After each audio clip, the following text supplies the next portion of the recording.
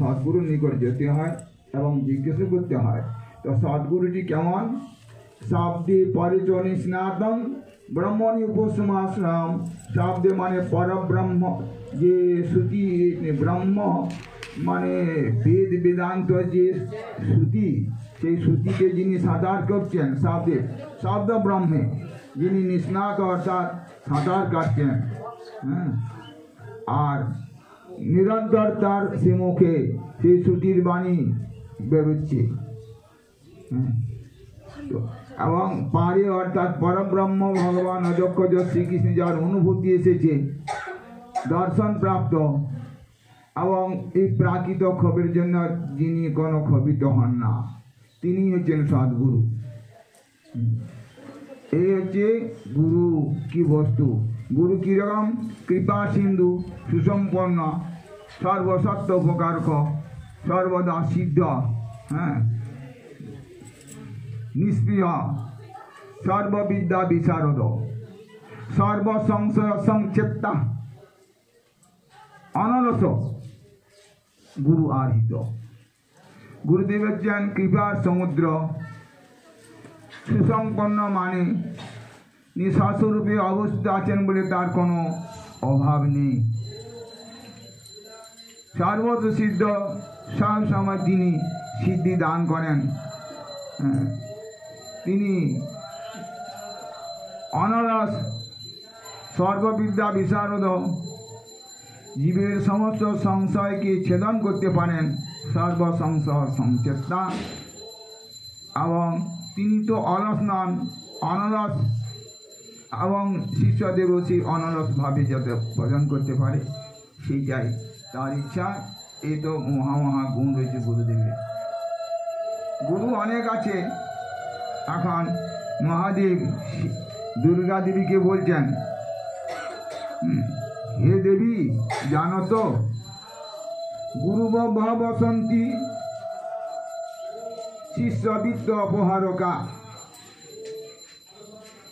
গুরু বসন্তী শিষ্যবিত্ত অপহারকা, দুর্লভ সদ্গুরুর দেবী শিষ্য সন্তাপহারকা। হে দেবী, বহু গুরু রয়েছে, তারা কি করে? শিষ্যের বৃত্ত হরণ করার মতো, ধন সম্পদ হরণ করার মতো গুরু বহুত আছে। গুরু বসন্তী শিষ্য বৃত্ত অপহারকা, শিষ্যের বৃত্তকে ধনকে অপহরণ করার মতো বহু গুরু রয়েছে। দুর্লভ যে সদ্গুরু দেবী, কিন্তু সদ্গুরু দুর্লভের দুর্লভ। কেমন তিনি? না শিষ্য সন্তাপহারকা, শিষ্যের যত সন্তাপ আছে না সেগুলো তিনি হরণ করতে পারেন, সেই রকম গুরু দুর্লভের দুর্লভ। তা এই সংসার থেকে উদ্ধার পেতে গেলে ভাগবতে বলেছেন, লাভদা সুদুর্লভং ইদং বহু সম্ভমান্তি মনুষ্যম অর্থম অনিতমপিয়ধীর তূর্ণ যতেত ন পতে দন্মৃত্যু জবন নিশ্চয় সাহ বিশ্ব খলু সর্বদশাৎ। এর অর্থ হচ্ছে বহু কোটি জন্ম লোভিয়া কর্মদোষে মনুষ্য জন্ম যদি হইল ভাগ্যবশে, দুর্লভ মানুষ জন্ম অনিত্য সংসার, হ্যাঁ জন্ম লোভিয়া চিন্তিব পরকার। যাবৎ শরীর নাই পরেও কারণ, শরীরের স্বমৃত্যু রহে অনুক্ষণ, তাবৎ যত্ন করি সবাই জীবগতি। এমন সুন্দর করে ভাগবতী জীবকে উদ্ধার করার জন্য তার বাণীরূপ তত্ত্বকথা বলে গেছেন। আবার বলছেন, নিজম আদ্যং সুলভং সুদুর্লভং প্লবং সংকল্পং গুরুকর্ণ ধারং ময়ানুকূলেন নবস্তি ঋতং পুমান ভবাব্দি ন তরেশ আত্মহা। এই তো গুরুদেবের চরণ আশ্রয়কে ভজন করার বিশেষত্ব হচ্ছে, এই মানব দেহটা দুর্লভ হলেও আমরা পেয়েছি। এই দেহটা ক্ষণমঙ্গুর দেহ, এরকম অনেক ক্ষণমঙ্গুর দেহ রয়েছে, পশু পক্ষী কীট পতঙ্গ ইত্যাদি ইত্যাদি। এগুলো সব নৌকা স্বরূপ। এই ভব সমুদ্রে এরা সব ভাসছে নৌকার মতো।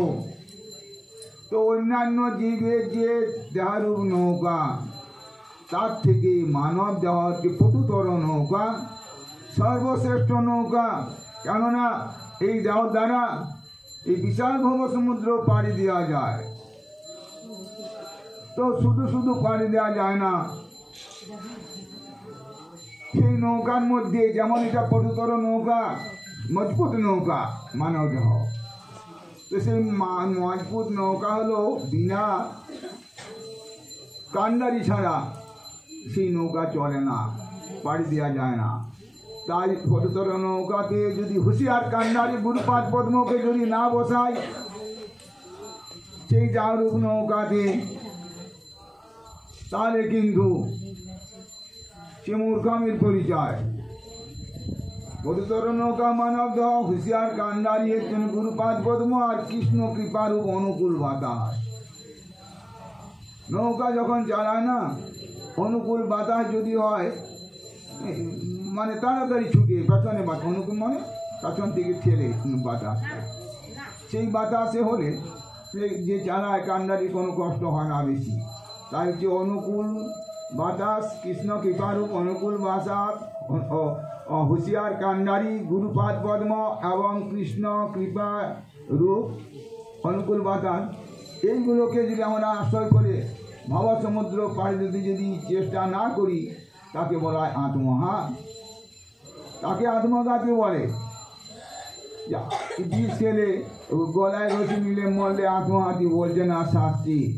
নিদ্রামাদ্যং সুলভং সুদুর্লভং প্রভং সংকল্পং গুরুকর্ণধারং ময়ানুকূলেন নবস্বতি ঋতং কুমারম ভবাব্ধিং ন করে আত্মহা। সেই দুর্লভ মানব দেহ পেয়ে, ক্ষণমঙ্গুর মানব দেহ পেয়ে যদি আমরা গুরুদেবকে কর্ণধার স্বরূপে কান্ডারি হিসাবে না বসাই সেই আমাদের দেহরূপ নৌকার মধ্যে, এবং কৃষ্ণ কৃপারূপ অনুকূল বাতাসের সাহায্য নিয়ে যদি আমরা পাড়ি দিতে না চেষ্টা করি, তাকে বলা হয় আত্মঘাত। তো গুরুদেবের অশেষ মাহাত্ম্য রয়েছে সেই সব জিনিস। হ্যাঁ, উদ্দিষ্ট জাগ্রত প্রাপ্যবরান নিবেদত কুরুষধারা নিশিতা দ্বারত্বয়া দুর্গং পতস্তৎ কমেও বদন্তি। তো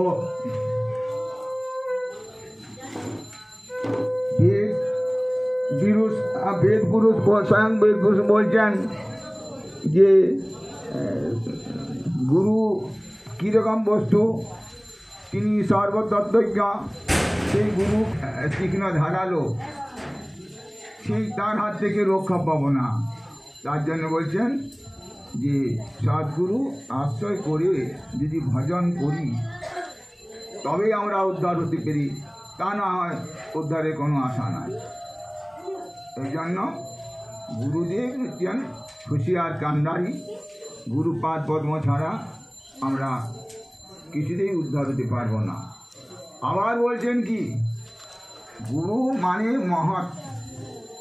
শ্রী চৈতন্য চরিতামৃতে বলছেন মহতের কৃপা বিনা গণকর্মে ভক্তি নয়। কৃষ্ণ ভক্তি দূরে রহু, সংসার নয় ক্ষয়। মহতের কৃপা, যত রকম সৎকর্ম করি না কেন, বিনা মহতের চরণ আশ্রয় করে যত রকম সৎকর্ম করি না কেন, সেই সমস্ত সৎকর্মের দ্বারা কৃষ্ণকে পাওয়া যায় না। তার প্রমাণ স্বরূপ চৈতন্য চরিতামৃতে বলছেন ভরত মহারাজ রঘুগণ রাজাকে তপস্যা করতে যাচ্ছিলেন সাগর সঙ্গমে, কপিল আশ্রমে। সেই সময় অনেক ঘটনা আছে, বিশেষ কিছু বলছি না। সেই ভরত মহারাজ যে উপদেশ দিয়েছিলেন রঘুগণ রাজাকে, সেইটুকু এখন শ্রবণ করছি। বলছেন রঘুগণের তত্তপসা ন জাতি ন চ ইজ্জয়া নির্বাপনা গৃহাদ্দা ন ছন্দসা নৈবা জলাগ্নি সূর্যই বিনা মহৎ পাদ রজ অভিষেকন। এর অর্থ হচ্ছে, শুনো রঘুগণ তত্ত্ব কইব তোমারে, তপ যোগ যজ্ঞ করি না পাই তাহারে গৃহ। কি উঠছে?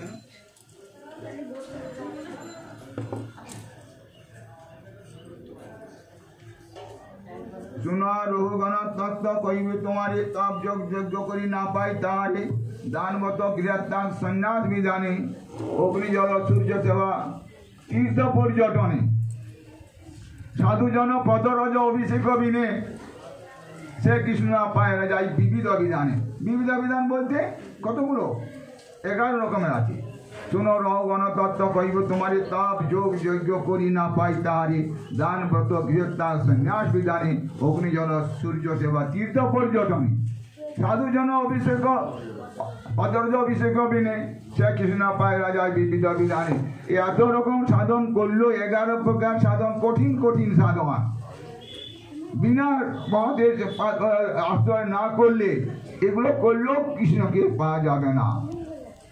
হ্যাঁ, যতদিন না মহাদেব পদ আশ্রয় করছে সাধু জন পদরজ অভিষেক বিনে গুরু পাদ পদ্ম এমন একটা বস্তু অন্য কোনো সাধনের দরকার নাই, গুরু সেবা করলেই সব হয়ে যায়। प्रहलाद महाराज बोलें एटार उत्तरे नैशांग मतिस्तावत उरुक्रमांगिं स्पृशति अनर्थापगम जदर्थो मयसांग पदरजभिषेकं निष्किंचनानां न वृणीत जगत् मानव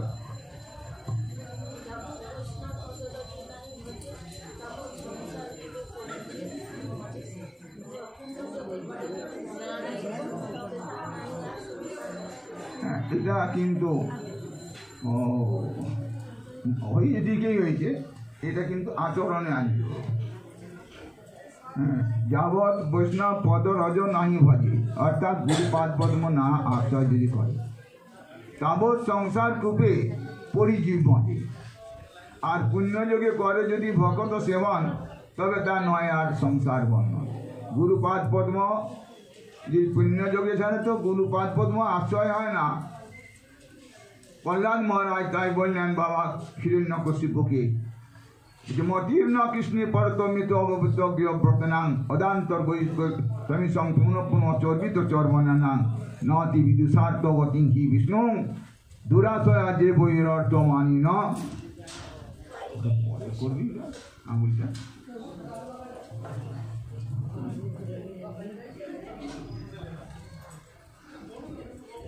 तो बाबा के बोलें चर्बित चर्पण करे ना छाड़े विषय कृष्ण पदे तार चित्त कोनो काले नय चर्बित चर्पण।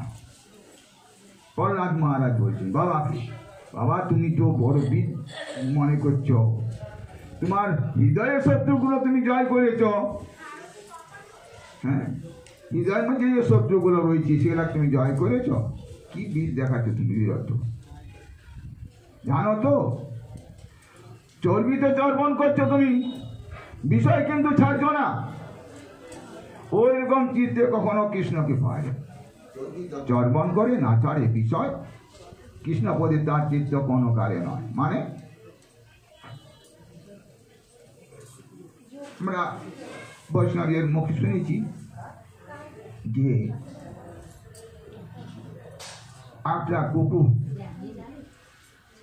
একটা হাড়কে চিবাচ্ছে, লন্ডা লাগছে, চিবিয়ে চিবিয়ে তার হাড়টা মানে চাকুর মতো ধারালো হয়ে গেছে। সে চিবাতে চেবাতে না হচ্ছে গালগুলো কাটা যাচ্ছে, মাংসটা রক্ত পড়ছে। তো প্রথমে বুঝতে পারছে না, একটু করে জ্বলন, এত জ্বলন না সহ্য হচ্ছে না, কিন্তু হাড়টার লোভটাও ছাড়তে পারছে না। হাড়টাকে কি করেছে,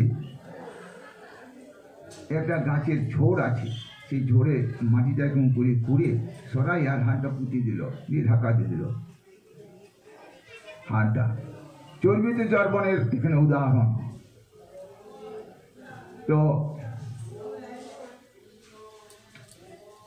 কিছুদিন পরে এই কনিক ডাকাচ্ছি, ভালো করে না শুনলে কিছুই বলতে লাগবে।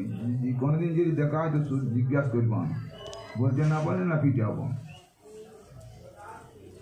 ভালো লোক তো আমি বলি। তো চর্বিত চর্বণ করে না ছাড়ে বিষয় কৃষ্ণপদে তার চিত্ত কোনো কালে নয়। চর্বিত চর্বণ মানে সেই কুকুরটা গালটা জ্বলে উঠলো না, কাটা গেল, দিয়ে একটা আসক্তিটা ছাড়ে নাই। হাতটা মাটির গর্ত করে গাছের ঝোড়ের নিচে দিয়ে বালতি ঢাকা দিয়ে দিল। বেশ কিছুদিন থাকার পরে ঘাটা শুকিয়ে গেল ভিতরে দিয়ে আবার সেই হাতটা মনে পড়ে গেল, যে করে আবার ইঁচড়াইয়ের পরে বার করলো, আবার চিপাতে লাগলো, আবার জন্য আবার টাকা দেয়। এইরকম তাকে বলছি চর্বিত চর্বণ করে না ছাড়ে বিষয়, কৃষ্ণপদে চার চিত্ত কোনো ফলে নয়। ওই ভোগটা স্ত্রী পুরুষের সংবোধ করছি, করতে করতে ক্ষণিকের জন্য ভোগের পরে একটা দুঃখ হয়। কেন? ভগবান নিজে বলেছেন যে হি সংস্পর্শ যা ভোগা দুঃখ জন তে আদ্যন্ত বন্ধ কন্তে ন তেসু রমতে বুধ। হে অর্জুন, এই স্পর্শজনিত যে ভোগ এটা দুঃখের এই মূল কারণ। কেননা এই দেহটা, এই যৌবনটা আগে ছিল না, এখন আছে, পরেও থাকবে না। তাই বুধ ব্যক্তি যারা ন তেসু রমতে বুধ, যারা জ্ঞানী ব্যক্তি তারা ওইটাতে রমণ করে না, বাদ দিয়ে দেয়, যেহেতু দুঃখজনক। সে বারবার যদি ওইরকম ভাবে চর্বিত চর্বণ করছে, আবার কিছুদিন পরে বাদ দিয়ে দিল, আবার কিছুদিন পরে আবার ভোগ করছে। এইরকম যাদের চিত্তটা, তারা কখনো কৃষ্ণকে পায় না। সেটা কিরকম? আমাদের গুরুদেব যে শিক্ষা দিচ্ছে সন্ধ্যামার্গ, এই গুরুতত্ত্ব তো আজ গুরুতত্ত্বের কথাই হচ্ছে। যে অন্ধা যথান্ধই উপকীয় মানাস্তে স্বতন্ত্র উরুদাম নিবদ্ধা। বলছেন যে আন্ধলার পাশে যেন আন্ধল গড়ায়, পথ না জানিয়ে অন্ধকূপে পড়ে যায়, সেই রূপে শিষ্য গুরু দুইজন মরে, কৃষ্ণা ভজিয়া মজে এ ঘোর সংসারে। আমাদের এই সন্ধ্যামার্গ এরা গুরু, এরা অন্ধ গুরু, এরা নিজেরা কিছু দেখতে পায় না, আর শিষ্যরা অন্ধ। সে অন্ধকে ধরে যদি সেই গুরুদেব সেই অন্ধ শিষ্যকে ধরে নিয়ে যায়, যেতে যেতে বিশাল গড় কূপে যেই পড়ে যায়, তো গুরুদেব পড়লে তো গুরুদেব শিষ্যের হাতটা ধরে আছে, সেও হড় হড় করে পড়ে গেল। দুজন আন্ধলার পাশে যেন আন্ধল গড়ায়, পথ না জানি অন্ধকূপে পড়ে যায়। এই রূপে দুইজন, এই রূপে দুইজন মানে কৃষ্ণকে না ভোজে অন্ধকূপের মধ্যে পতিত হয়। সেরকম এমন গুরুদেব আমরা তাদের চরণে এসেছি, এরা দিব্যজ্ঞানী। সেই দিব্যজ্ঞানী কৃষ্ণকে তিনি দিতে পারেন, কৃষ্ণ তত্ত্ব দিতে পারেন। গীতায় ভগবান বললেন তদ্বিদ্ধি প্রণিপাতে ন পরিপ্রশ্ন সেবয়া উপদেশন তিথি জ্ঞানং জ্ঞানী ন তত্ত্বদর্শী ন। তিনটি সেবার দ্বারা গুরুদেব যদি প্রসন্ন হন, খুশি হন, তখন তিনি শিষ্যকে সমস্ত তত্ত্বের কথা উপদেশ করেন। প্রণিপাত, পরিপ্রশ্ন আর সেবয়া, এই তিনটি সেবার দ্বারা যখন গুরু সন্তুষ্ট হন, তখন শিষ্যকে দুয়ার তুলে আশীর্বাদ করে দেন যে সমস্ত শাস্ত্র তোমার জিহায় স্ফূর্তিপ্রাপ্ত হোক, উপদেশ সঙ্গীতে জ্ঞানং জ্ঞানী ন তত্ত্বদর্শী ন, তত্ত্বদর্শী জ্ঞানী। আর শ্রীকৃষ্ণ দ্বারকাতে যখন সুদামা সেই খাবার নিয়ে গেছিল না, ব্রাহ্মণী তৈরি করা জিনিসগুলো যখন দিলেন, যে রুক্মিণী সত্যভামা যখন খাচ্ছিলেন, শ্রীকৃষ্ণ হাত ধরে আটকালেন, তখন সেই সময়ের ঘটনা শ্রীকৃষ্ণ বললেন, জানো সুদামা আমি কিভাবে সন্তুষ্ট হই জানো তো? না অহম ইজ্জা প্রজাতিভ্যাং তপসা উপসন্ন বা তুষ্যং সর্বভূতাত্মা গুরু শুশ্রূষয়া যথা। বলছে জানো সুদামা, আমি অর্জনের দ্বারা আমি সন্তুষ্ট হই না, তপস্যার দ্বারা হই না, ব্রহ্মচর্যের দ্বারা হই না, যা কিছু সৎকর্ম আছে সৎকর্মের দ্বারা আমি সন্তুষ্ট হই না। না অহম ইজ্জা প্রজাতিভ্যাং তপসা উপশমন নবা তুষ্যং সর্বভূতাত্মা গুরু শুশ্রূষয়া যথা। যেমন কি আমি সর্বভূতের আত্মা, সর্বভূতের মহেশ্বর, আমি কিসে সন্তুষ্ট হই? গুরু সেবার দ্বারা যেমন আমি সন্তুষ্ট হই, এরকম সন্তুষ্ট ওই সাধনগুলো দ্বারা সন্তুষ্ট হই না, একমাত্র গুরু সেবার দ্বারাই ভগবান সন্তুষ্ট হন। পরিষ্কার বলে দিলেন, না অহমিজ্ঞা প্রজাতিবাং তপসা উপশমনেন বা তুষ্যং সর্বভূতাত্মা গুরু শুশ্রূষয়া যথা। গুরু সেবার দ্বারাই আমি যেমন সন্তুষ্ট হই, ওইগুলো অর্জন ব্রহ্মচর্য যা কিছু যা নিয়মগুলো আছে তপস্যা, এর দ্বারা আমি ততটা সন্তুষ্ট হই না যতটা গুরু সেবার দ্বারা হই। আর কোথায় আছে আপনি কি বললাম, কোন দিকে বলাইছিলাম তোমার, ওই মনে মনে বললে হয় না, শুনতে হয়। গুরু সেবার দ্বারাই সর্বসিদ্ধি লাভ হয়। সেই গুরু সেবাটা যদি না হয় কিন্তু ধনের ভান্ডার নিতেন গুরুদেব, ভান্ডারি যাকে দেবো বললো সে তিনি পাতি পারেন, তা নয় পাওয়া যায় না। তো যাই হোক, গুরুদেবকে চিনে সাধু সঙ্গে গুরু কি বস্তু চিনতে হয়, তারপর গুরু সেবা করতে হয়। গুরু সেবা দ্বারা সর্বসিদ্ধি লাভ হয়। গুরুদেব ছাড়া এই সংসার থেকে উদ্ধার পাওয়া যায় না। এই কবি নবযোগেন্দ্রের অন্যতম ঋষি কবি, তিনি জিজ্ঞাসা করলেন, কবিকে জিজ্ঞাসা করলেন, এই মহারাজ যে মানুষের সংসার বা ভয় কেন হয়,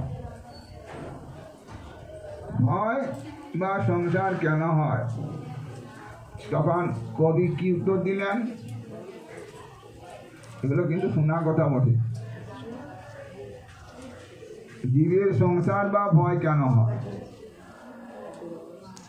নিচে বসে